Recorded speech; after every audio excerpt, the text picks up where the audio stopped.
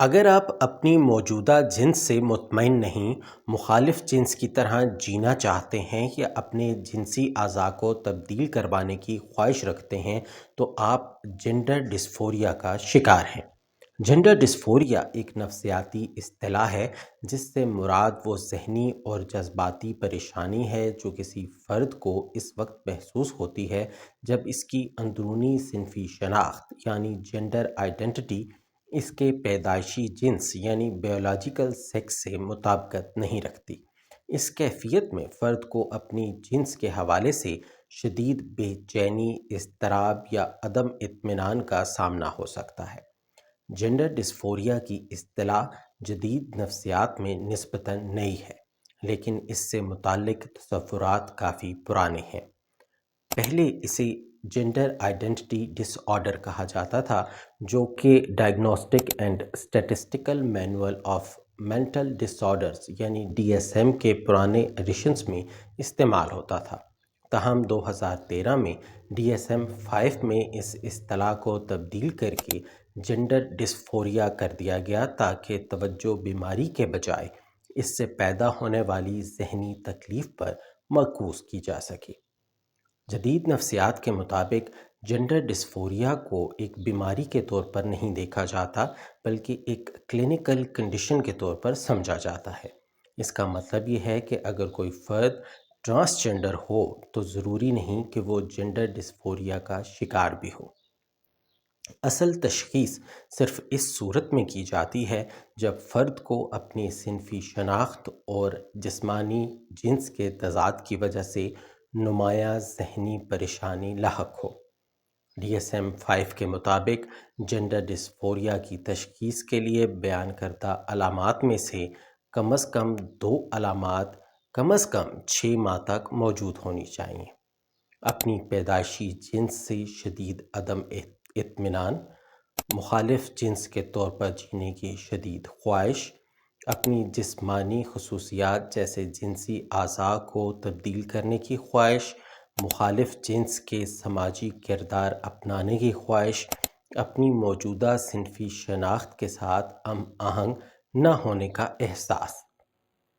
بچوں اور بالغوں کے لیے معیار میں کچھ فرق ہوتا ہے، لیکن بنیادی اصول ایک ہی ہے: شدید ذہنی دباؤ یا سماجی اور پیشہ ورانہ کارکردگی میں خلل۔ اگرچہ DSM اسے باقاعدہ اقسام میں تقسیم نہیں کرتا، لیکن کلینکل نقطۂ نظر سے اسے مختلف شکلوں میں سمجھایا جا سکتا ہے: بچپن میں ظاہر ہونے والا ڈسفوریا، یا بلوغت میں شروع ہونے والا ڈسفوریا، یا شدت کے لحاظ سے مائلڈ، ماڈریٹ یا سیویئر ڈسفوریا۔ یہ سمجھنا نہایت اہم ہے کہ تمام ٹرانسجینڈر افراد جینڈر ڈسفوریا کا شکار نہیں ہوتے۔ ٹرانسجینڈر ایک شناخت ہے، جبکہ جینڈر ڈسفوریا ایک کلینکل کیفیت یا کلینکل کنڈیشن ہے۔ اگر کوئی فرد اپنی صنفی شناخت کو تسلیم کر کے مطمئن زندگی گزار رہا ہے تو وہ ڈسفوریا کے معیار پر پورا نہیں اترتا۔ یہاں یہ فرق کرنا ضروری ہے کہ لڑکوں کا گڑیا سے کھیلنا یا کسی لڑکی کو مردانہ لباس پسند ہونا ڈسفوریا نہیں۔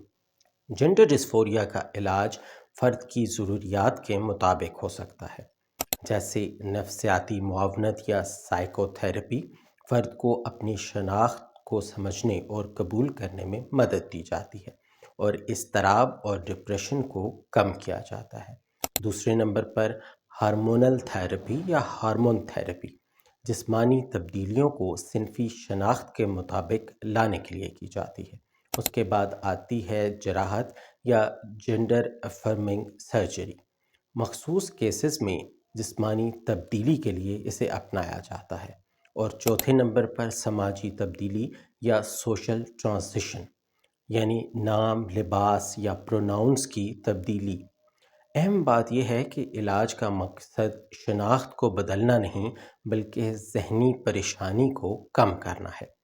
جینڈر ڈسفوریا ایک پیچیدہ نفسیاتی کیفیت ہے جو صرف اس وقت تشخیص کی جاتی ہے جب صنفی شناخت اور جسمانی جنس کے درمیان تضاد فرد کے لیے شدید ذہنی دباؤ کا باعث بنے۔ یہ نہ صرف سائنسی طور پر ایک تسلیم شدہ حالت ہے، بلکہ اس کے لیے حساس، باخبر اور پرسن سینٹرڈ رویہ اختیار کرنا ضروری ہے۔